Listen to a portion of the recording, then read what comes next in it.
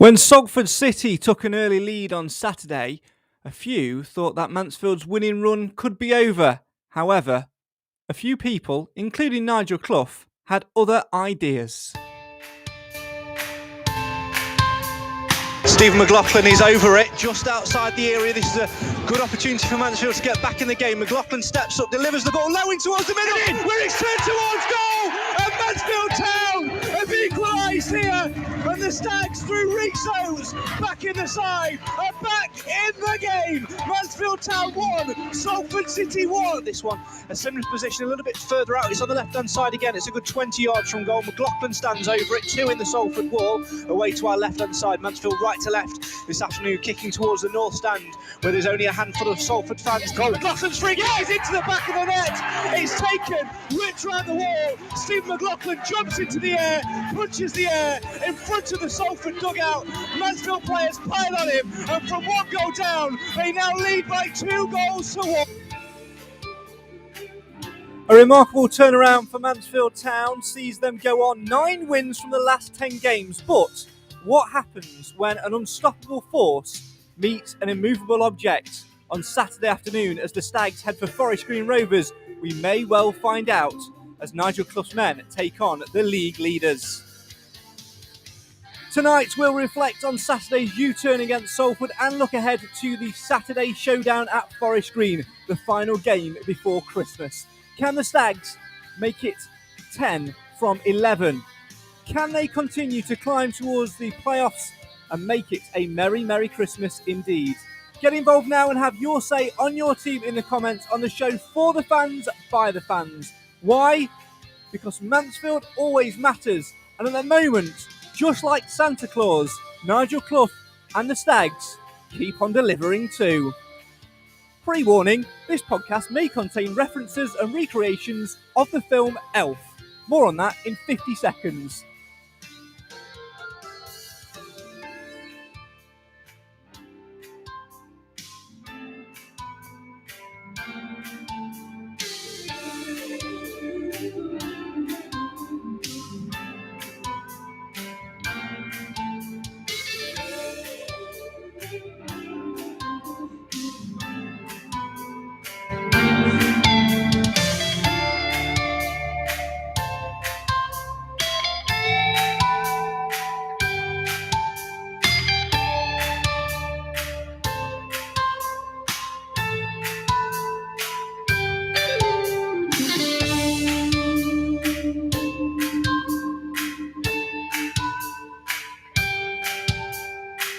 Don't you just love it when a plan comes together? Well, that's exactly what happened to Mansfield Town on Saturday afternoon, when Nigel Clough tweaked things after around 25 minutes or so to go from a back 3 to a back 4 and completely change the game. Clough's tactical masterclass drove us on to another 3 points. And ahead of Saturday's trip to Forest Green Rovers, can he do it again as COVID starts to creep back into the camp, illnesses take their toll, and injuries as well? Are we starting to slip back to the place we were before? Joining me to discuss all of that and lots more in between over the next hour, my best friends and the man who's managed to find a Christmas shirt at the very last minute because he didn't realise we were all wearing festive gear because he forgot to read the messages, Mr. Nathan Edge. Good evening. Evening. How are we doing? I'm very, very jolly, mate. I'm dressed in my sort of elf outfit. Talk us through your selection. Very nice red shirt with some snowmen on. Yeah, I was going to go for the elf outfit. Then I heard you were, and I just thought, that's just elfish. Oh, very good. There you go. I'll give you a bell ring for that. 1-0. Well, honestly, mate, I don't know. I think you're sort of half on the plane, though, aren't you? Because this is the last time I'm going to speak to you in the UK this year. Because you're off. You're getting rid of the UK. You're off out. You're off abroad, aren't you? You're going to be listening and watching on iFollow for the rest of the year. I'm hoping so. Yeah, I'm hoping so. Who knows with the way going with restrictions at the moment? But yes, I due to leave on Friday, so I will be cheering on the lads from Espanyol for one last blowout in the Marbella Villa. So I'll be there over Christmas, but I'll be returning on the 27th. So should only miss a couple of games, but I think hopefully I'll be able to still join you virtually from Spain, where I'll probably have a better internet, to be honest. So, who knows? I will actually. I look forward to that. Well, we don't just need your view tonight, because obviously, were you there Saturday? I looked for you. I couldn't see you. No, well, I was still Were you struck down working? with illness. No, I Are was you still struck down still with ill? illness, and so was my brother. So we both just decided we was going away in a week. It's going to be best to stay away. Well, as much as my commentary and other commentaries sort of bring things to perspective, we do need other people to bring it in. One person who was there, who was literally just joined us because he turned up late, is Cam. Evening, Cam. He's still not set up yet. No, he's still not set up yet. I think that's a no. I'm gonna take him out of the stream and put him back in. Oh no, he started talking then. But another man who was there is Mr. Alan Wilson. Let's say good evening to what? You're not Alan Wilson. Why have we got Santa Claus on the stream? Evening, Santa. Good evening, Craig. How are you? Are you well? I mean, you shouldn't be doing a Mansfield Matters podcast. You should be doing your Christmas round, shouldn't you? Getting ready for the big day. Yeah, well, I've been getting ready with Mrs. Claus. We've been doing the list. We've just sat down and had a cup of tea and a mince pie. And I thought, something's happening on the blog. I'll have a look at Mansfield Matters. I can just smell.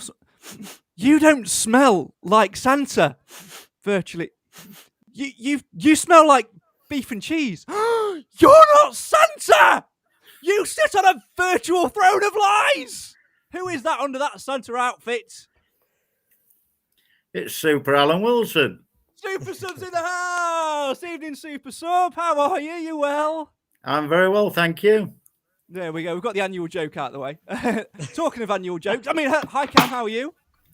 Hi, you're right. How are you? Are you well? Oh, if people haven't switched off by now, they will in a minute.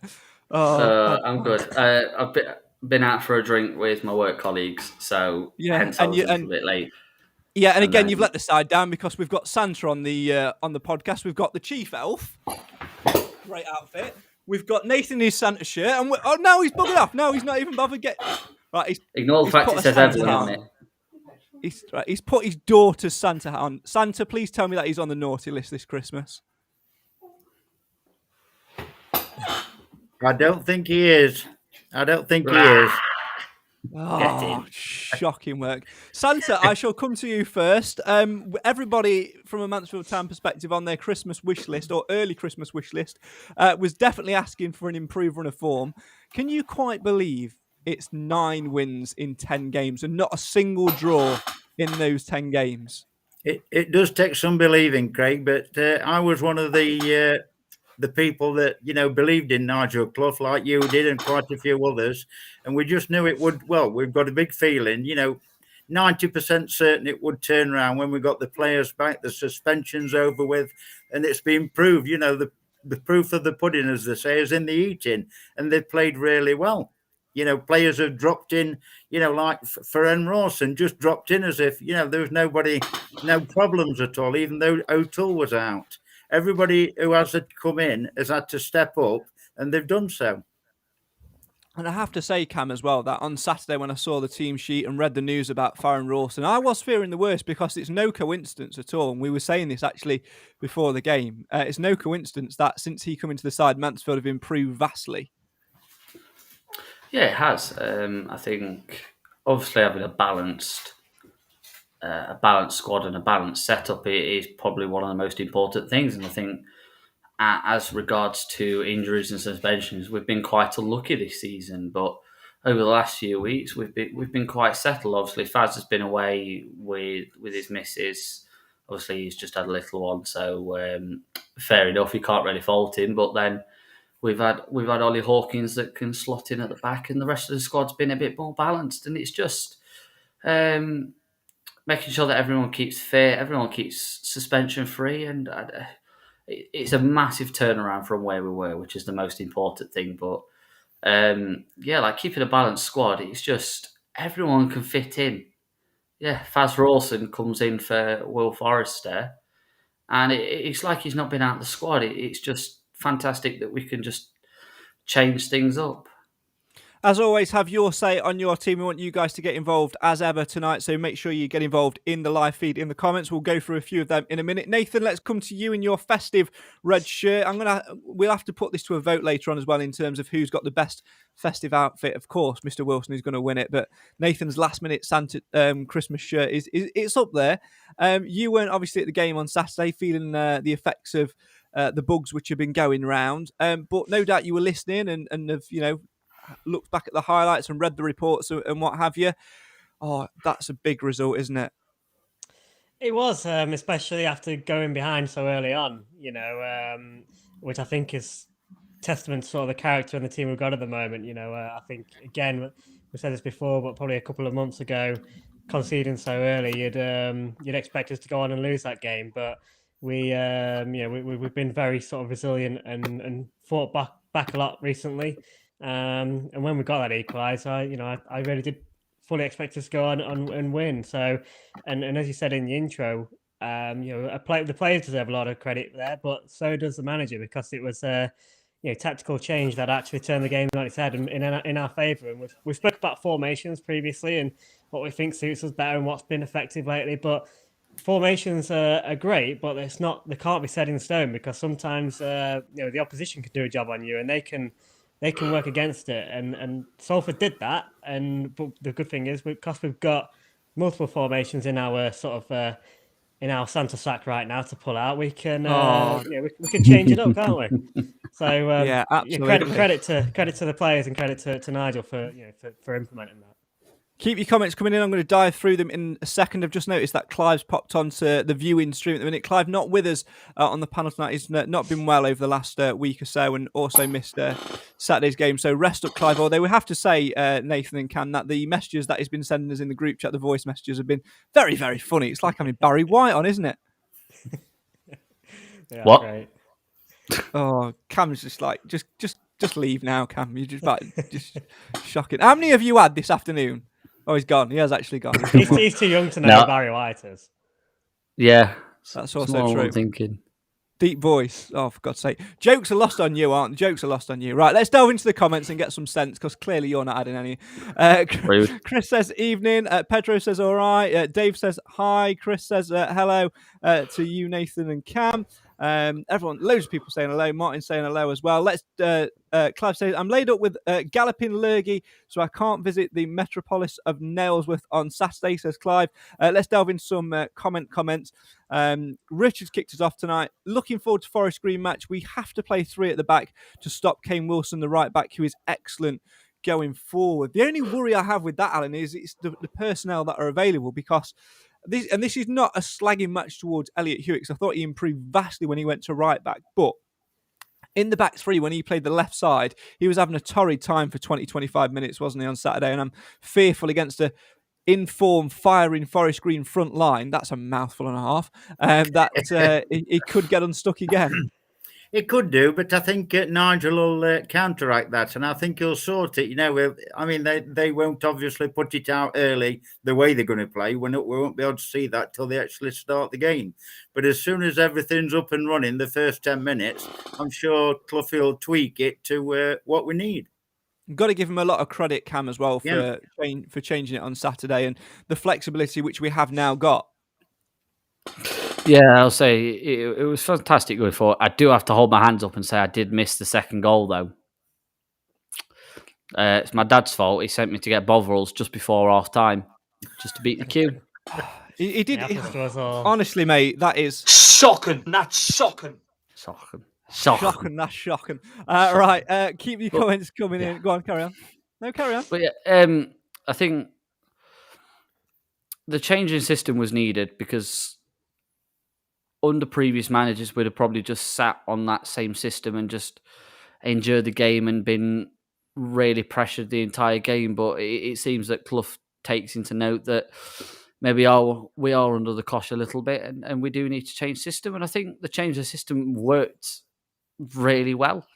Everyone just seemed a bit happier in those positions. So I wouldn't even say that back three. No, I'd say just stick with the back four that finished the game against Salford. Yes, we were under the cosh against Salford in the in the last few minutes, but it was still enough that we could deal with. So on that, I think, like I said a few minutes ago, I think the problem is, though, is only a couple of weeks ago we were saying how good the back three was, and I think this is where we need to have multiple options, and for us to go to, because it does depend on what the opposition are going to do as well. Like Salford, I don't think it's necessarily us, not working for us with the back three against Salford. It's the fact that they figured it out pretty well. They had a system to work against it, but then it's by us changing that then saw that out. And I think against someone like Forest Green, it's going to be by far our hardest test this season.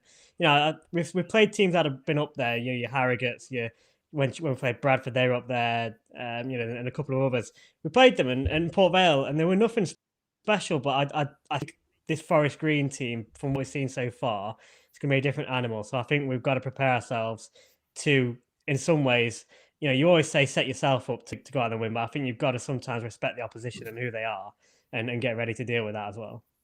Pedro in the comments says, just hope that Quinn holds up, then we're sorted. Jamie also says we need to sign O'Toole on a permanent contract at ASAP. Yeah, of course, he missed Saturday's game, Alan. I asked Nigel Clough afterwards about the situation with O'Toole, and basically his answer was we're speaking to his representatives. So at least, we know that there are some movement out there. I think as fans, as a collective, we've just got to sort of stop ourselves from getting drawn in to these rumours and whispers that other clubs are around him and sniffing around him. Yeah, there was one or two rumours about Doncaster, on Saturday that people are saying to me, what's this? Is there any truth in the rumour about Doncaster? But I can't believe that anyway. I think he's quite happy where he is. He's proved that. His keeping obviously wasn't available Saturday because he was poorly. But I'm sure if he's fully fit on Saturday, he'll be one of the first names on the sheet. And I think Nigel will do everything in his power to get him signed up. Yeah, it's an interesting quandary at the minute with player availabilities, Nath, because obviously, everybody knows the news. We don't want to make this a COVID podcast, but everybody knows the news at the minute about having to work from home and all the rises in cases, etc. And, it was confirmed earlier that there was 3 positive lateral flow tests from staff members, so they're going to be awaiting on PCRs, which does make it a bit difficult for, your preparations for a game, especially when you're having to travel down on the Friday in close proximity on the buses again and things like that, and have to manage that at this time of the year, especially when you run the run we're on. You want everybody available and pulling in the right direction. Yeah, it's creeping back into football, isn't it? I think we've had a quiet few months of it, but obviously we're seeing Premier League games and lower down, getting postponed. So let's just hopefully it doesn't affect the players as individuals, so we're not missing numbers in that sense. But obviously it's still going to have an effect on training and preparation, but so it's something that we've got to deal with, and we could do without that, because although we've had a bit of luck with players returning, we're picking up a few again, aren't we, of injuries and things like that. And I was just going to say, we've talked about the good run we've been on. I mean, we've been on that good run, but we've not really been up to full strength. We've just had 1 or 2 come back, which has made the difference. So I still think we've got more to come, but we've also probably got bad times to come as well, in the sense of losing players again. So it could end up being a tricky Christmas period if with injuries and potential illnesses. Obviously we've had Hawkins out, illness, now O'Toole with an illness, so there's other bugs as well going around. So it's it's gonna be a tough period to get through, but at least we've got a bit of momentum and confidence to help us carry that going forward. What concerns me a little bit, Cam, is Nigel Clough's almost relaxed attitude towards it. He was asked in the press conference today, which has literally gone online about half an hour before we started this. I had a little bit of a watch of it about his January plans and January targets, and he basically just said we're going to try and stay as we are. I think perhaps we might have needed to hear something along the lines of we'll try and get 2 or 3 in, because again, when you take 2 or 3 out of our situation the way we are, with injuries and COVID and illness and non-COVID illness, that sort of thing as well, we are very, very light. Again, you look at the bench for Saturday in terms of striking options. Other than James Gale and Tyrese Sinclair, they weren't on. And without being disrespectful to those 2 players, they're both young, inexperienced players. We need that extra body to come back. Yes, we've got Danny Johnson to come back in, but again, I was told 2 weeks ago he'd be ready for Forest Green. Today's words seem to suggest another 2 weeks on top of that. I think with Clough, I think it's very much a calm, collected approach to January. I don't think there'll be mass signings, but I don't think there will be no signings. I think that he'll be keeping his cards very much close to his chest. He won't be letting anything on because, there is, within the public domain, there is plenty of rumours that we're going for X player and X player could be leaving, this, that, and the other. So I don't think it's a case of that. I don't think we particularly need to be worried about. Clough knows what he wants. Clough knows what he doesn't want, and I've got faith that he'll do the right thing. So I wouldn't be worried too much. I think it's just keep it hush hush, quiet, and stop the rumor mill really, because as much as it's great to see like the club's ambitions going after decent players, this, that, and the other, but it's still the fact that we've still got a relatively decent crop of players at the minute. Is it going to upset the squad if all these rumours are going around that we're going to sign this player because they play in this position? Those that play in that position, are they going to be then worried about their if they're going to be leaving, this, that, and the other? So yeah, deep down, Clough will know what he wants. Yeah, just keeps his cards close to his chest, doesn't he, with what he said? I don't think it's something to be worried about. It's if it was the last week of January, I'd be very worried. Well, I think we will know because we can ask the man who knows everything. Has young Nigel Clough, Santa, written his letter to you asking for a couple of players in January? Yes, keeping my cards close to my chest, but you won't be disappointed. There we go. Happy days. I also asked for £1 million in my bank account. Am I going to get that on Christmas Day, Santa? No, no, I'm being told I've been a bad boy this year. Sorry. Right.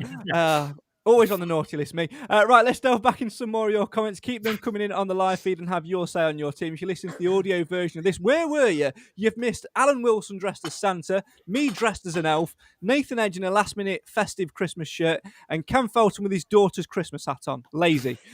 Keep your comments coming in. Jim says, looking forward to going to Forest Green on Saturday. Oldham proved the best way to fight them is to go and attack them. I thought for a minute it was going to launch into John Barnes' rap. Keep your comments coming in. Let's have a little look at what we got. Chris says, at least a draw, please, against Forest Green Rovers. Yeah, we'd all be very, very satisfied with that. Clive says, Forest Green are the runaway leaders of League Two for a reason and have been playing really, really good football. So a Stags win is nailed on. Jamie asks, do you think Forest will be back? Little one on that one. Looks like it'd be early Jan, Cam, when Forrester is back available, but I think it will be very much assessed on his injury status, whether we go in for him again, because obviously his loan is up in Jan at the start of. I think he's a decent enough player, but yeah, if there's... I'm not... Obviously, we're very much rumoured to be in for Carl Piergiani again, and then it's the balance of on value for money. I'm thinking like who's going to be the best player for the best price? Like how much will we be paying for Piergiani? I think Oldham would take near enough anything because they're proper struggling at the moment. But then again, is the price going to be pushed up because they can't make any signings? So could we end up going back to Forrester anyway on the basis of there is no other targets that we want, so we're going to stick with what we've got currently. So I've been quite impressed though with Forrester since his I have as well. But it's just a case of, is he going to be injured long term? Like, fair enough. They said like early January, but then they were saying that in August when he was injured, he was injured. He's going to be 2-3 weeks, and then I ended up not playing until. Until he got injured again. Like Martin said in the comments, Clough saying to iFollow earlier, it was the intentions to sign Forrester in a loan deal on January as well, as long as his injury's all right. So, yeah, it's very much on the Piergiani thing. I think it's very much on how Forrester gets on over the next 2 weeks. If he's strong enough and his injury's not too bad, then I have to say, think Alan, they'll probably... if I had the straight choice, Alan, I think I'd be going for Forrester over Piergiani. I think he's a better young talent who can offer us something a little bit different. We're only probably going to get a season out of Piergiani if we got him anyways towards the back end of his career, and he's been part of an Oldham side who aren't the greatest, and he's one of those defenders I think who would, when he has a great game, would be really, really praised by the fans, but that would be 1 in 5.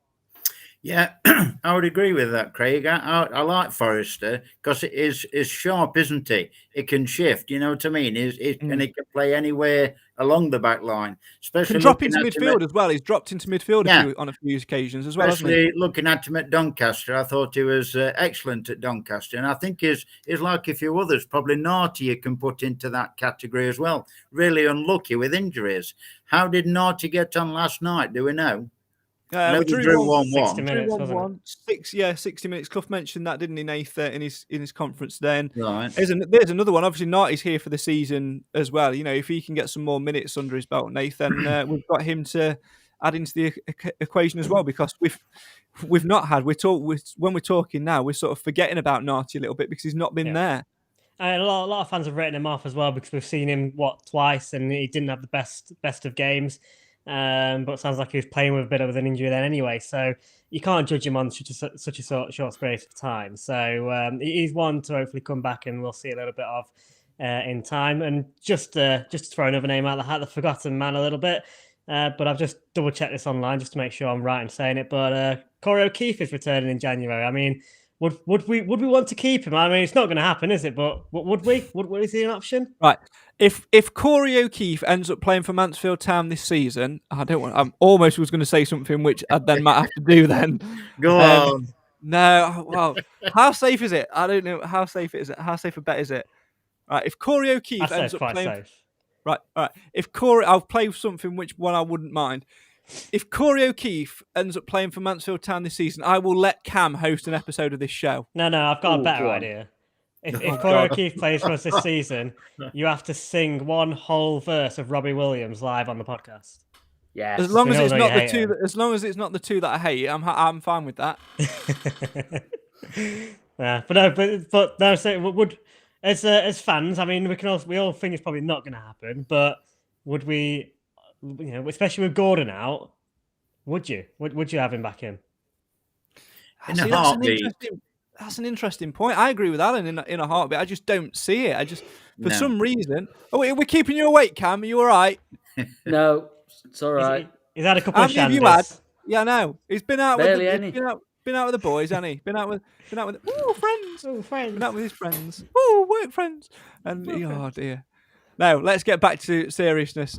Corey O'Keefe, again, Kellen Gordon's a massive miss for us, Alan. I think, as soon as he's fit, get him back in, because at right wing back, if we play with the three at the back, he'll cause damage. But I'm hearing numerous reports that, it just doesn't seem to be improving for him, does it? It doesn't seem to be like he'll be back next week. It's one of those which seems to be taking a while. That's it. It's something. Another one who's probably been unlucky, because it was like always there as your first starter, weren't it? Once Corey had gone, it was Kellen Gordon was the man to take the shirt off. But to be fair to Hewitt, is similar to the Narty situation. He's had everybody was slating him, But I mean, look how good he's come. Playing in the right, with either the 3 or the 4, he's played really well. So who knows? Just keep him on the right side centre half or right back. Do not put him left side centre half because he can't play there. And that's not a dig. It's just a fact. Let's go back to some more comments. Chris says, message to Santa. I'm 49 and would like a new push bike for Christmas. I've been a good boy. This is not Santa's wish list. And I've been told, Chris. I've been told that you're not having a push bike this year. Dave says no chance. Richard says, I sit in D block, and when Bowery got the ball, there was a sense of expectation. Playing him in wide, he looks like the player who dragged us up the league last season. It's an interesting one with Jordan Bowery again, isn't it, Nath? Because he had a decent game on Saturday when he was sort of playing up there. He's much better when he gets the ball wide. As soon as we can get players with him, and exploiting down that side. We just don't need to rely on him as an out-and-out frontman because he's not got that Rhys Oates pace and that power. Yeah, I forgot about Barry actually. So forget my O'Keefe comment. You know, who needs O'Keefe? No, who needs O'Keefe when you've got? Can you remember when we said that Jordan Barry should play centre half? Yeah. Well, yeah. Let's not go there again. No, it's great to see him. You know, it's really difficult, isn't it? Because I feel bad for him sometimes because if he has a couple of bad games, he's public enemy number one, isn't he? Or Mansfield fan enemy number one, and he probably doesn't deserve it. He still works hard. It's not like he's ever, family show, but it's not like he's just tossing it off and he's not bothered. He does always try hard. Just sometimes it doesn't come off for him. And unfortunately, he came into the team as a striker. And as soon as you get that striker, title, you're expected to go and score goals. But he's not that.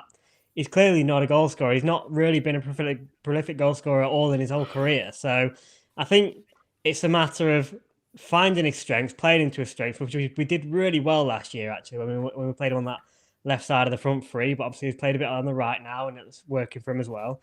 So like you say, out wide, which you wouldn't necessarily expect from him, but it seems to be working for him. So it's about getting him in his best position and managing our expectations a little bit. The difficulty is at the moment is we are lacking up front. When Rhys Oates is out, obviously we're still having to put Hawkins back a little bit at defence. So we are still in a little bit of a striker crisis, and so a lot of pressure gets put on Jordan Barry, which is a bit harsh, really, because he's not the prolific goal scorer in the squad. I'd definitely like to see us go out and get a striker in Jan Cam. I think it's the one thing which we are missing. Yes, we've got Danny Johnson to come back and hopefully he can get firing when he does, but we just need that extra body in there because I think, like Nathan says, he's not an out-and-out front man, and we do struggle when we're without Rhys Oates, who at the minute is our prized commodity. He is. I think, obviously, like we said previously, Jordan... He's very much more of a winger than a striker. And whilst he can obviously be part of the team and actually do a decent job, obviously he did a fantastic job at Doncaster. And then he did a decent job on Saturday on the wing. But it's just the fact that, yeah, you come in as a striker, you're expected to get goals, and for whatever reason, it's just not working for him. And I don't think that's through a lack of Jordan trying. I just think the way that we've played maybe doesn't suit the way that he wants. And compared to last season, fair enough, it wasn't working under Coughlin. Same again, it wasn't working under Coughlin because of the style of football we were playing. You revert to the Clough style of football in the second half of the season, and he was absolutely on fire. And even then, it wasn't a consistent thing. So going forward, I don't really know what to do with Barry. I reckon we keep him, obviously, unless someone comes in with some money for him. But is he worth keeping as a right wing back alongside Kellen Gordon should he return? I just don't really know what to think. Obviously, you spend money as a striker. He's not scoring goals. What on earth do you do with him?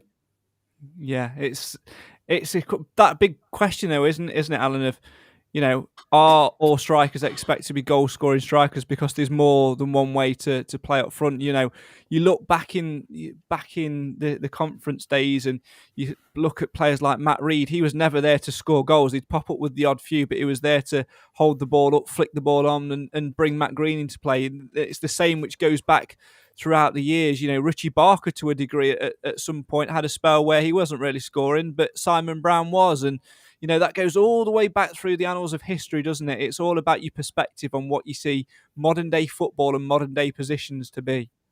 I know, I'm just trying to think of his second name. There's a gentleman came from, I think it was Lincoln.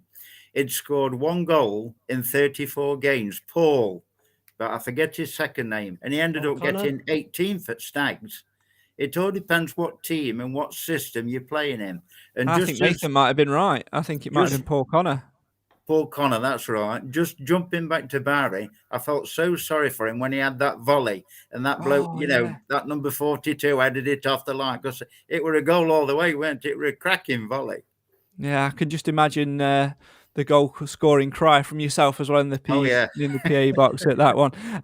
Keep your comments coming in. We'll hear from Nigel Clough and from the goal scorer Stephen McLaughlin in a minute. A word on him as well from only one Macca in the bottom left corner of your screen. So still refuses to name his child after him. Shocking.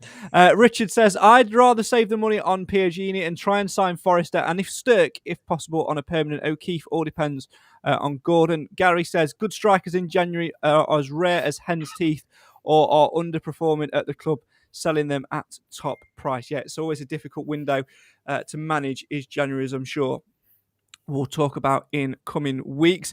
Time to take a break from us talking and get some reaction to that 2-1 victory over Salford on Saturday, and the perfect time for Alan Wilson to go off camera and do a quick change, because he's been sat in his Santa outfit for the best part of an hour just to do a little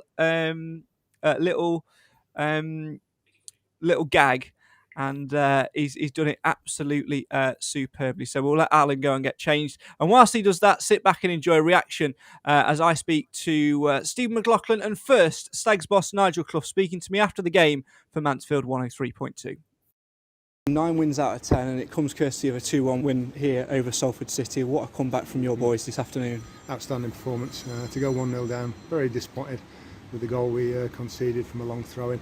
But it's a flick, and then Matty Lund, from Harry McBurton, he's on the move and side foots it in. You can't leave two balls in your box like that. But we started with the wrong formation. We weren't sure what they were going to do, and we started with a 3, and after 20 minutes we changed it back, and we looked a lot better after that.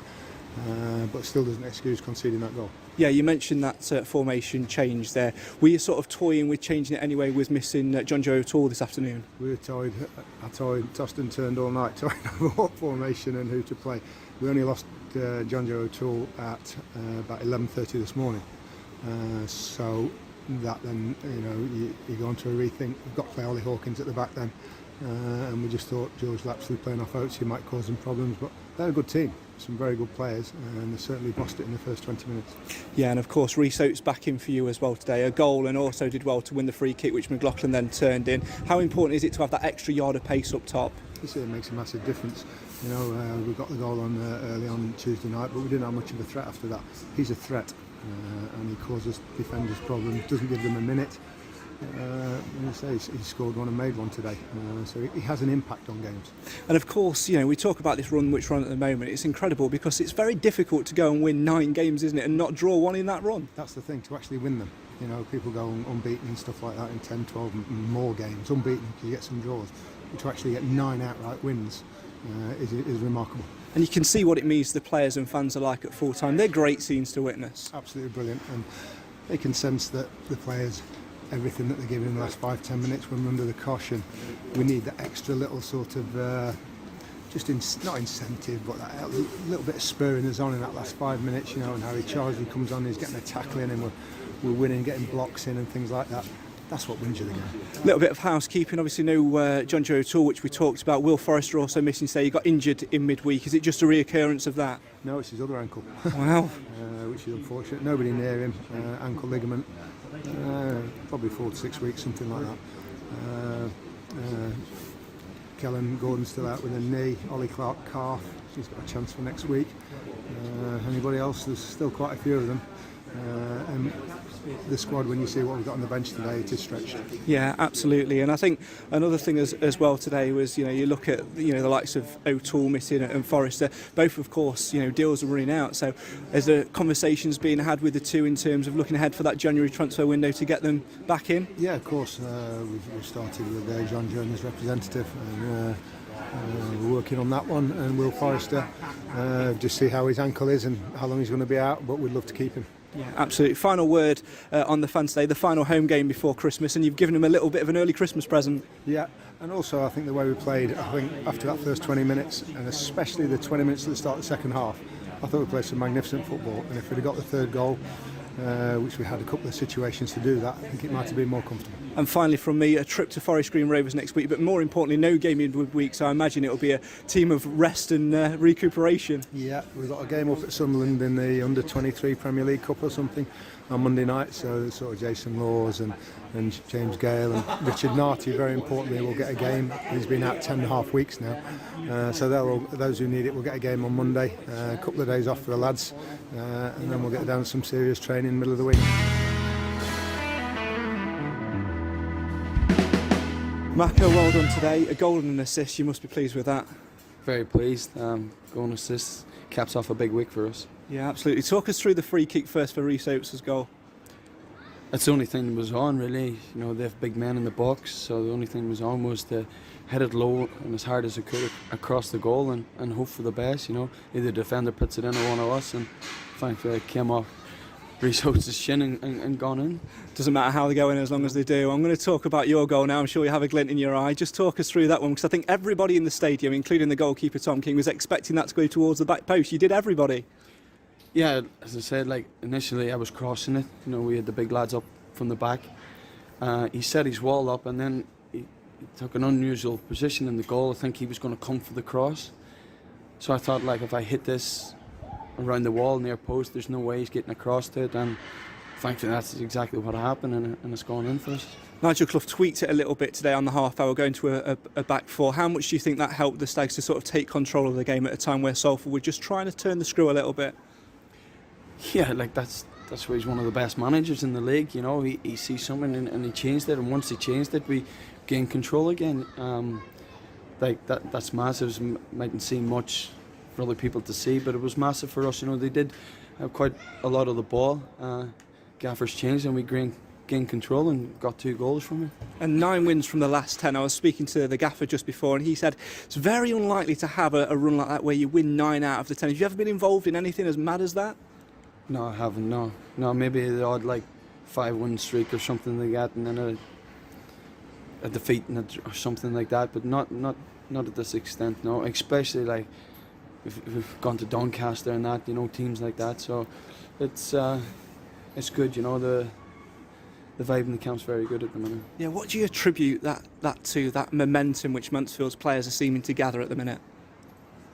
Nearly everybody's fit, you know, we're nearly feeling 11 after 11 on the game, but it's just like confidence and keep it going, really. And just a final word on the fans as well. They've really been your 12th man at late. It's almost like we're playing with 12 every week. Yeah, I just said that a minute ago. Like Laps is on his knees at one stage, and next thing you hear the yellow going about the stadium. It just lifts us, and then Laps is chasing down the goalkeeper. He's kicking it out for a throw in, and then we're playing in their half, and that really for us is massive as defenders, because we get a bit of a break. But the yellow going about from all sides of the stands was amazing for the last couple of weeks, and it's got us over the line. It really has. Steve McLaughlin speaking to myself for Mansfield 103.2 after the game at home to Salford on Saturday. Nigel Clough in there as well. Of course, the Stags next face Forest Green, a trip there on Saturday afternoon. Make sure you get yourself to that one. If you fancy travelling with the Stag Supporters Association, it's £15 for Amber members, £20 for Blue members, £25 for non-members. Departure time is 10 a.m. from One Call Stadium. For further information, call 07967 689 597. That's 07967 689 597. Go and cheer on the Stags at Forest Green Rovers with the Stags Supporters Association. Cam has had to leave us. He's now on dad duty, and Santa's disappeared as well. We can welcome back for the first time tonight Alan Wilson. There we go. There he is. All right, Craig. All right, Yeah. Nathan. Oh, very good. Nice to join us. Yeah, thanks for joining us, Matt. I don't know whether you missed it or not, but we had Santa on. You know, Yeah, I've heard you've had a special guest on, haven't you? Yeah, but not as special as you, my friend. Not as special as you. Always a pleasure to have you, super sub.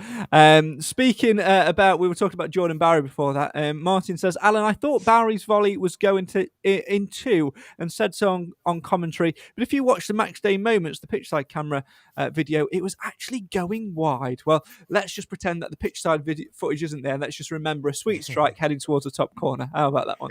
There we go. Clive says, I'm looking forward to full match commentary from Craig on Saturday. Yeah, Mansfield 103.2 full match commentary as the Stags head for Forest Green Rovers. Let's turn our attention though to a person that I was talking to a minute ago in that interview, Nathan. That is only one Macca, Stephen McLaughlin, 2 goals in his last 2, and well, what a time he's having at the minute.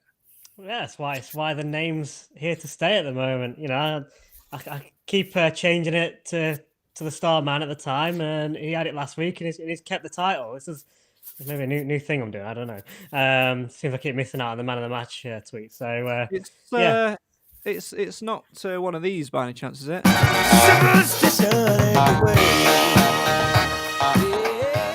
No, they went out the window a long time ago, didn't they?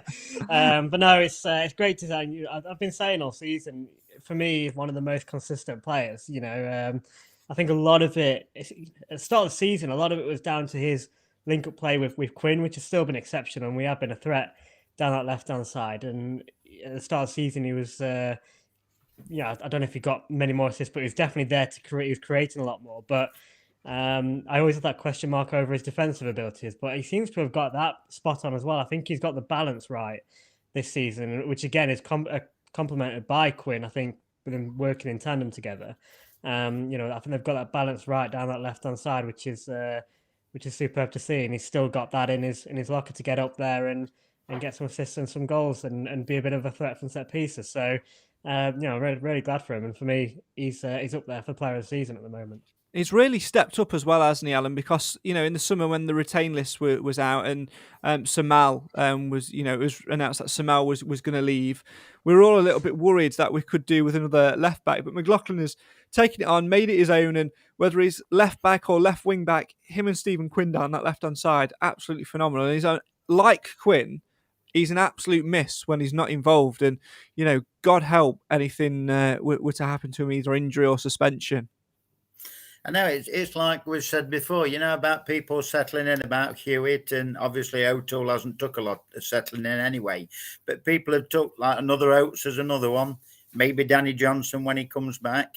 It probably did take quite a while because he played for Southend, didn't he? I don't know obviously where he lives. So I don't know whether he's going to have to travel or whether he's moved up here. But it's just proved everybody wrong because, like you said, once Samal Benin had gone, it sort of made you think, oh, now then, who we got as left back. Jason Law was playing reasonably well, when asked to play at left back.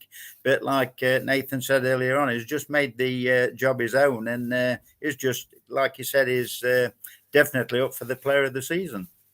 Richard in the comments says Macca was clearly quality when he first joined. He said it straight away. He's miles better than Ben. And he certainly offers us something different, Nathan. It's so nice now to know that when we get a set piece, all the pieces seem to come together. We've got that back four that we can send forward for it. Reece Oates is a terror in there as well. And then the deliveries, when McLaughlin's on them, 9 times out of 10, they do turn to something good. Yeah, well, I don't know about 9 times out of 10, but he's got a decent rating. All right, let's go 7 out of 10. Let's go with that. Is that more realistic for you? I'd maybe go 6, but yeah, whatever. But no, he's that worries me tremendously. You love that clip, don't you? It's good to have somebody that can be deliver those set pieces, and especially when we have got height in there. With Hawkins, Hewitt, Rawson when he's on, Forrester, and actually. McLaughlin's not that bad in the air himself, so defensively he offers that. Obviously, he got a goal on Tuesday night from a header, so which you don't usually get from wing backs or full backs. So he's got that in his locker. So I think last season he just struggled a lot with consistency, but he seems to have really, like I said, nailed it down this season, which is it's proved me wrong because he was one. I wasn't his biggest fan last season to say that if I'm completely honest, aren't I? But It's the opposite now. I think he's, like I said, been one of my favourite performers this season so far. Let's talk about another man, Alan, one man whose name you got to shout over the PA on Saturday in Rhys Oates. As somebody says in the comments, did anyone notice Oates' move just before the free kick that got us the second goal? Nice turn and nutmeg. Yeah, he's absolutely quality. Me and Lee Wilson said it in commentary. When you've not got Rhys Oates in your side, it's a lot harder to get out and to press teams. We saw that against Carlisle on Tuesday. He was back in Saturday against Salford, and he runs that front line really, really well. And I think he's got something like 3 or 4 goals in his last 5 starts. It can give anybody 10 yards, can't it? Or it seems to be able to, because it is like always the second favourite to put the ball down. You know what I mean? When the defenders are starting to clear the ball, but he's there, and 9 times out of 10 he just manages to take it off the defender and then carries on the run. I just think he's one really exciting player. 4 in his last 6. I've just checked my own stats. It was 3 in 5, but 4 in 6 now, obviously, since his start on Saturday, Nathan. Again, like Alan says, he's an absolute quality player. And actually now we are really starting to see why so many clubs were in for him in the summer, and why he was so pivotal to Hartlepool's success last season. Yeah, and it probably just again just shows how sometimes the supporters, you can write players off a bit too quick, because again at the start of the season there's a lot of critics out there, and as Nigel Clough said in one of his interviews a while back, sometimes, and I think he was specifically talking about sort of Oates, and I think he mentioned Hewitt as well. It does take time for certain players to settle in, so you got to give them the benefit of the doubt sometimes and give them a bit of time. And we are seeing why he was so widely sought after. But I think the most important thing for us at the moment is, at certain times of the season, we've looked like we've sort of been lacking pace, but actually he answers that. He gives us that option, which at the moment, you look at the squad, nobody else can offer that. So I think that's why he's so important and integral to our sort of performances at the moment. And I just hope we can. I know he keeps picking up a bit of a niggly injury. Hopefully we can keep that clear over a busy festive period. Like William says as well, Alan, it was great to see us attacking from all areas, not just down the left wing. We've been quite guilty of that early in the season in being one-dimensional in our attack, but we seem to have lots more options now, especially across that front line. Elliot Hewitt gets forward very well from right back and gives options. Harry Charsley, when he plays, gets it in good areas as well. George Lapsley and your Stephen Quinn's just really helped to stretch the game. And one man who's been pivotal to that as well, we've not really spoke about him too much, somebody mentioned him earlier, is Ryan Stirk. Yeah, Ryan Stirk's a decent player, although on Saturday I didn't think he had his best game, to be fair, not to Ryan. But I also think we ought to talk about George Lapsley, because he's another one, in my opinion, like Oates. If you've got George Lapsley missing from the team, is a big miss. And I really do like George Lapsley, because he's got such an engine. And like I think it was saying in the commentary or whatever, that he looked really, really tired. And it was the crowd, the last 5 minutes when everybody were roping and shouting yellows and singing them, banging the drum, that, it were running, chasing things down again. And I think it's when you're enjoying your football, Craig, obviously we're winning, which is nice. But when you get to enjoy your football, it does prove that out on the pitch. It certainly does. Clive says the critics are still out there, though. They must be so frustrated. Well, they're going to be even more frustrated now, because it's time to relive the story of Saturday afternoon. And when we come back, we'll have that final anagram. If you've been playing along with the 12 days of MUGSTMAS, we're going to be revealing the final anagram and telling you how you can get involved. And we'll see if Mr. Wilson and Mr. Edge can figure out any of the other anagrams which have been on since they last joined us. For now, though, sit back and enjoy. Here is the tale of Saturday as told by myself and Lee Wilson for Mansfield 103.2. Mansfield Town make 3 changes to the side that beat Carlisle United in midweek. John Joe O'Toole misses out through illness, Will Forrester is out with an ankle injury, and Harry Charsley dropped to the bench. In comes Ollie Hawkins, who takes the captain's armband, Farron Rawson and Rhys Oates. So the Stags with Nathan Bishop in goal, Steve McLaughlin, Elliot Hewitt, Farron Rawson, Jordan Bowery, George Maris, Ollie Hawkins, Stephen Quinn, Rhys Oates, Ryan Stirk and George Lapsley. On the bench, George Shelby, the goalkeeper, Richard Narty, Harry Charlesley, Ryan Burke, Tyree Sinclair, Jason Law and James Gale. Will be interesting to see how the Stags line up this afternoon, whether it will be a 4 at the back or a 3 at the back. Salford City will get us underway. They go from left to right. Mansfield Town from right to left. The referee takes a look at his watch. The scoreboard is ready and primed to go. There's the whistle and we are underway. Salford pump it long forward over the top. It will be dealt with by Elliot Hewitt, who heads it in towards midfield looking for Lapsley. Salford picking up again, but Jordan Bowery at right wing back steps across, controls the ball and dinks it over for Rhys Oates, who couldn't quite get there, and the goalkeeper, the experienced goalkeeper of Tom King, has the ball in his hands. Here's Quinn on the left hand side, rolls it inside for George Lapsley. Lapsley looking to advance here, 30 from goal, turns his back, plays it across the middle of the park for George Maris. Maris goes wide for Bowery. He's got Farron Rawson overlapping, but Bowery still on the ball, delivers the ball in towards the middle towards Oates, and it's flashed behind. Goes out for a goal kick. Inside it goes. Mansfield not dealing with McLaughlin is beating to the ball, and Elliot Hewitt's having a bit of a tough time at left side centre half. Does well to sweep the ball away though and put the ball out for a throw. 8 minutes played, defended by Elliot Hewitt, and this time it is the number 2 of Donald Love who dries the ball under his shirt, and will go all the way back to those advertising hoardings, a yard inside the goal line. On this near right hand side, first opportunity for Salford to get the ball in towards the box. It is long in towards the middle, headed across Mansfield's goal and he's in. It's turned into the back stick by the number 8 of Matty Lund, and it's 1-0 to Salford. McLaughlin goes inside for Stirk. Mansfield struggling to get hold of the ball. Here's Lapsley, finds McLaughlin on the left hand side, back for Lapsley, better from Mansfield. Lapsley can stretch it, Oates is through the middle here to the left of the box. Rhys Oates, he had time and space, but he fires it wide of the target. He had time there for a touch to get to compose himself, but couldn't do so and fires wide. That's Mansfield's best chance. Bowery on the right hand side has got options here. Can he find somebody? He's got Maris, but manages to squeeze him through an Ivan Needle. Maris comes across to Hewitt, the advancing Hewitt. Driving forward is Elliot Hewitt, ball wide for McLaughlin. McLaughlin's first time crossing towards the middle. Bowery! Oh, he's headed off the line! What an effort from Mansfield there. That's incredible football, much better from Mansfield on the ball. Jordan Bowery's effort cleared off the line by the number 42 of Theo Vassell. Hewitt with a dominant header, but Quinn's lost the ball and Salford come through again. That's a good pass. Ollie Hawkins has got to be alert here. Salford to the left of the area, they're in the box. Nathan Bishop's turned it away and it's stopped on the line and turned away by Elliot Hewitt. Mansfield survive again as Stephen Quinn looks now to get Mansfield going forward. Quinn in for Stirk. Stirk ball forward, it's given away. Mansfield have a free kick in a fantastic position just to the left of the area as Rhys Oates got in behind and he was fouled by his man. It's 19 yards out to the left. That would be more like a corner. Opportunity here to send Farron Rawson forward and Ollie Hawkins too. It looks like Hawkins has gone forward and Hewitt has stayed back.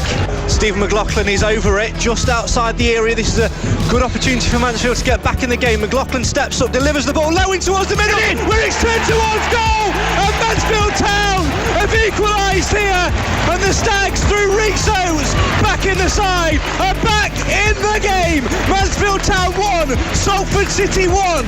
Absolutely brilliant, great pace on the free kick, and Rhys Oates with a little back flick into the corner, and it's a fantastic time to score on a goal.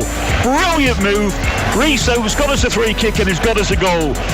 You know, we need Rhys Oates in this team. The amount of running, each lost causes. To win the free kick, he changed a lost cause, and that got us the free kick. Quality in the box, and he's got us a goal. It's Rhys Oates on the ball on the left-hand side for Mansfield. Does well to jingle between two players and find Stephen Quinn on the edge of the box. Now Stirk takes over. Late challenge from the Salford man. There's the referee's whistle, Lee Wilson, and Mansfield have a free kick. A lot better from Mansfield. There's the change of shape was really working at the minute. Starting to get a grip of that midfield a little bit and moving the ball really quickly and better.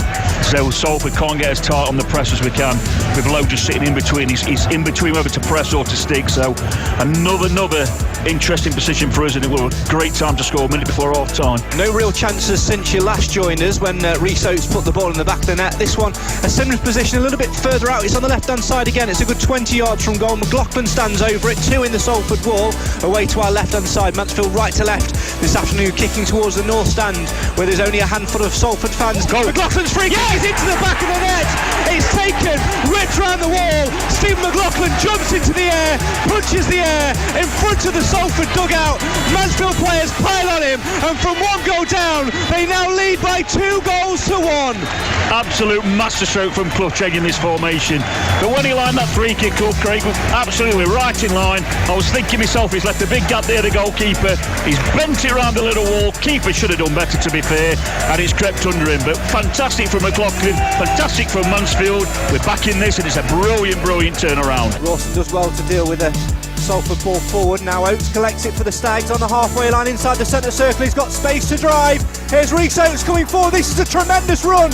He's tackled by the Salford man, but Bowery takes over. And again, Jordan Bowery's touch just evades him. And Mansfield have a throw. Nigel Clough not quite encouraged by Jordan Bowery's touch there, but a throw in on this near side, which Elliot Hewitt will take. He's taken one of them long so far in this second half, which nearly led to a chance. But this time we'll look to go short to the feet of Bowery. Turns well, Bowery into the box for Oates, back wide for Hewitt, good from Mansfield. Hewitt sets himself, delivers him towards the middle. Nobody there for Mansfield, and that was begging for anybody in a yellow shirt just to get a touch on the ball and turn the ball home. Good movement down the right hand side, a lot between Hewitt and Bowery, and it's Bowery who has it on the right hand side now inside the box. Bowery shoots, side netting only from Jordan Bowery. Again, decision making in there from the Stags. Number 9 needs to be a little bit better. Quick feet to get round his man, but he had players coming in at the back stick. Mansfield have a free kick in a good position here. McLaughlin will come across to take. 6 yards in from the goal line and a yard in from the near side. There's the whistle from the referee. McLaughlin will deliver this left-footed. In it comes towards that back stick. It floats in, and Tom King has to push the ball away for Salford. Head tennis at the moment. Ollie Hawkins comes in, nods the ball down for Sinclair, who hammers the ball with a suicide hospital pass over his head. But Stirk is there, charging it down, trying to put Tom King under pressure, and King does enough to get it across to the full-back. Stirk has stayed forward. We're into the last 10 seconds, and there's the full-time whistle to the relieved cheers of the Mansfield Town fans.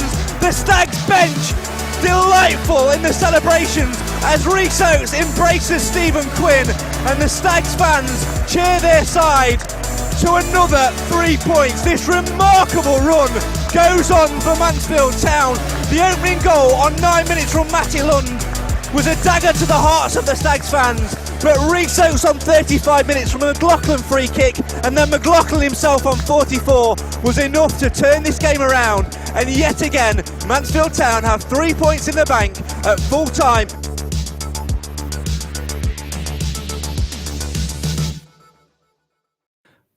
So there you have it. That was the tail of the tape on Saturday afternoons. The Stags came from a goal down to beat Salford City by 2-1. But can an unstoppable force, aka Mansfield Town, beat an immovable object, aka league leaders Forest Green Rovers, on Saturday afternoon? Full match commentary. You won't miss a kick of the action with myself on Mansfield 103.2 build up from 1 o'clock. Still joined by Super Sub and Mr. Santa, and the last man standing on the panel, Mr. Wilson.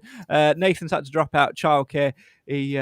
Nathan has a nap at 7 p.m, so he's had to go as well. So we'll be here for another couple of minutes or so. Before I delve into the anagrams, Alan, and test your knowledge of the 12 days of Mugmas, somebody in the comments has asked a direct question to you. Who chooses the playlist for home games? I've asked for Raminstein so many times, but I'm still waiting. It's not you. You don't do it. You don't pick it. You just press play. You don't even press play. I don't. I don't even do that anymore. It's too good. I don't pick the tunes. I think you put it through on the message board, all the messages, text, whatever. And then I don't know, it's from somebody from Mansfield who actually picks the playlist. It all gets burnt onto a CD, and that's what we play for each home game.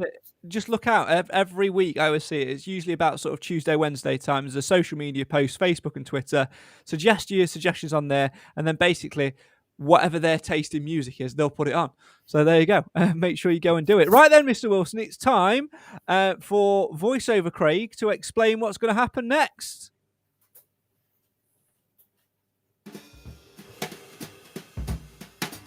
Dance along. It's the season of goodwill, and here at Mansfield Matters HQ, we're going to be giving away a maximum of 12 mugs. All right, less of a festive tie-in and more of me needing space in my car boot. Anyway, starting on Saturday, we'll be posting an anagram of a former player or manager on our social media pages, and all you have to do is work out who it is. We'll keep note of who's entered and put those names into a mug, and then draw out 12 people who will each win, yes, you guessed it, a mug. As ever, there's a few rules. You can enter all 12 days and give yourself 12 chances to win, but you can only enter each day once. The first answer you give on a post, we will take that one. You can enter in the following ways. You can comment on each daily post, however you do run the risk of giving others the correct answer, but hey ho, it's only a bit of fun. You can send us a direct message on that particular day with the correct answer, or keep note of all the anagrams and use the Google form link which we'll make live on day 12 to send us all of your answers.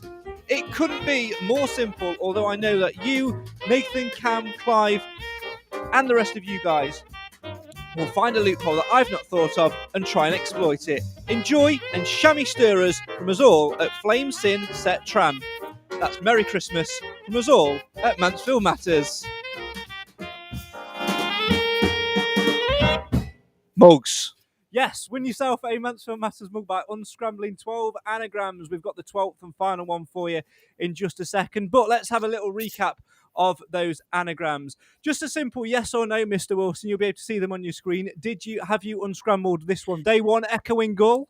I haven't, Craig. You said that you were going to put all 12 on, at the end of it. And that's what I was waiting for, because I can seem to do better when I get all 12 in front of me. Oh, there you go. I'm going to scan through them now, and then I'll tell you how you can see all 12. So Echoing Gull was day one.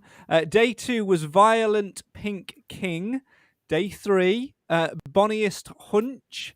Day four was Jarfrond Hod. Also coincided with John Radford's birthday, that one. Just a little clue for you. Your next one was Wait, Asks Strut. Wait, Asks Strut. And then day six, halfway through, was Mineral I Try. Your clue for that one, I'll give you some clues actually to them all in a second when I go back through them. Day seven was Vibe Drink. Day 8 was Rigidly Case. Day number 9 was Vinegar C, which I actually can't remember who that is. It's all right. I've got them written down. 8 Hugged Oxen Ooze is day number 10. Day 11, which was today's one, was Lard Donor. And the one nobody has seen yet, day number 12, is this one. Stage My Maths. Stage My Maths. You're going to have to think a little bit out of the box for this one. If you guys want to get involved and see all 12 on a screen at once, there is a link in the description to this. We'll post it on our social media page tomorrow as well. But the link is in the description right now for you to click on, for you to see them all and to get your entries in. And then we'll leave that on for a week, and then this time next week ish, we will tell you who's won and how we're going to dish out the mugs, that sort of thing. So today's anagram, day number 12, even though it's day 11, day 12 is technically tomorrow, but whatever, is Stage My Maths. Stage My Maths. Right, let's go back through them and see if we can give you a few clues. Echoing Gull. You might find in a dugout. Violent Pink King was once a captain. Try not to make it too obvious, to be honest. Bonniest Hunch always had a goal in his locker when he was fit. Jarfrond Hod, I gave you a clue anyway. It was this person's birthday when it was posted. Wait Asks Strut, a promotion-winning manager. Mineral I Try, a Mansfield Matters Stag Stories guest, one of very few to have more than one episode. Vibe Drink, a legend of the club. Rigidly Case, one of our own. Vinegar C, I still can't remember who that is off the top of my head. I have got these written down, I promise. The one after that was a Hugged Oxen O's. My clue for this one is always good value to throw one into the box. Lard Donor. Think. Trying to not make it too obvious again without saying it. Think about club records for that one. Think about club records. And then today's Stage My Maths. Day 12, Stage My Maths is always there to support us. Stage My Maths. So there's a link in the description. Make sure you click on that and go and enter it all. And then this time next week-ish, we shall reveal the winners. So there you go. I can't believe it's just ended up with me and you, Hal. I mean, last man standing. I think we might have to get the contract out. You've made more appearances than anyone else this season. Quick word on Forest Green. Quick word on Forest Green on Saturday. You know, what happens when an unstoppable force meets an immovable object? It's got draw written all over it, hasn't it? No, I don't think so. I think we're going to go there, and I think we'll end up with 3 points, because when we went there last time, you remember, they were flying, we were struggling, and what happened? 2-1, weren't it, to the Stags? I fancy that on Saturday as well. And I fancy Lapsley to score, and I also fancy Hawkins. I should really write these down before I forget. It's almost like I think the 3 points are there for the Stags Saturday. I'd take a draw now. Seriously, I would take a draw now, but I do believe 3 points are there for the taking. Well, let's hope so. Go on, remind me of your prediction. I've got some paper now. I'll write Forest Green it down. Rovers 1, Mansfield Town 2, and Lapsley and Hawkins the scorers. Nathan also sent in his prediction before he left, and he said the same thing. He said a 2-1 win, which he put on Saturday as well, and got but he put them to win by the looks of it. No, Forest. Oh yeah, no. Oh no, he has, hasn't it? He has, yeah. Forest Green Rovers 2, Stags 1, Lapsley to score. Yeah, well, there you go. Nathan, always the negative Nathan, isn't he? Always the negative. And I will go with, it's going to be a draw in it. I'm going to get 2-2 draw, and I will go with Ollie Hawkins to pop up and score one. And he's on fire at the minute. I'm going to back Reece Oates to get another goal. If you want to play along with podcast predictions, that link is also in the description as well. Double point December, remember, so make sure you get involved with that. Alan, it's been an absolute pleasure having you alongside me and alongside us all again tonight. Go and do your rest up easy, get ready for weekend Santa duty. Are you making the trip to Forest Green on Saturday, or this is the correct answer, are you listening on the radio? No, I'm afraid I've got a funeral to go to on Saturday morning, Craig, I'm afraid. Very good friend of ours has passed away, so I want to go and pay my respects. Absolutely, and that's the top man in which you are. But you'll be back for 3 o'clock and nailed to a radio. So, yeah, I would hope so. I'm sure you will be. And just in case you don't know, Alan, if you want somewhere to listen to the game, 103.2 FM, full match commentary for you. I don't know who's doing it though. Oh, well, I do believe it's Craig and Lee, isn't it? It's this guy. Yeah, so there you go. Dream team. Again. Yeah, absolutely. Well, his name's Wilson, so he's bound to be a legend. There we go. Alan, thanks very much for joining me, as always. We'll see you again very, very shortly, my friend. And to you guys at home as well, my thanks for getting involved as well. A quick reminder that if you want to get involved with our 12 days of MUGSTMAS, the link is in the description. Podcast predictions is in the descriptions as well. For now, though, that is all we've got time for tonight. Can the Stags continue their epic run as they head for Forest Green Rovers on Saturday afternoon? What happens when an immovable force meets an unstoppable object? No, I've got that the wrong way around. You know what I mean? What happens is Mansfield Town take on Forest Green Rovers, and hopefully the Stags make the long journey home with all 3 points. If you can't be there, make sure you tune in to Mansfield 103.2 for full match commentary. Build-up starts at 1, and join us again early next week for more reaction and probably a Christmas special too. For now, though, this is the show for the fans, by the fans. Why? Because Mansfield always matters. Good night. Enjoy the rest of your week. Don't forget to get involved with podcast predictions and the 12 mugs of MUGSTMAS.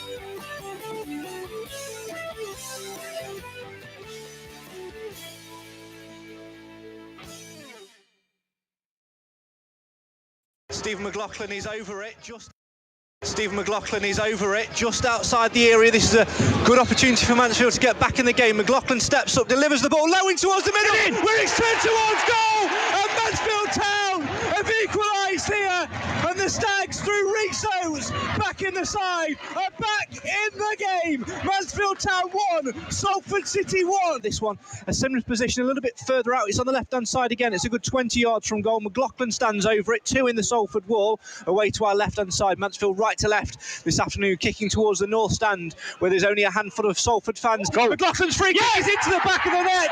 It's taken, ripped round the wall. Stephen McLaughlin jumps into the air, punches the air in front of the Salford dugout. Mansfield players pile on him, and from 1 goal down, they now lead by 2 goals to 1.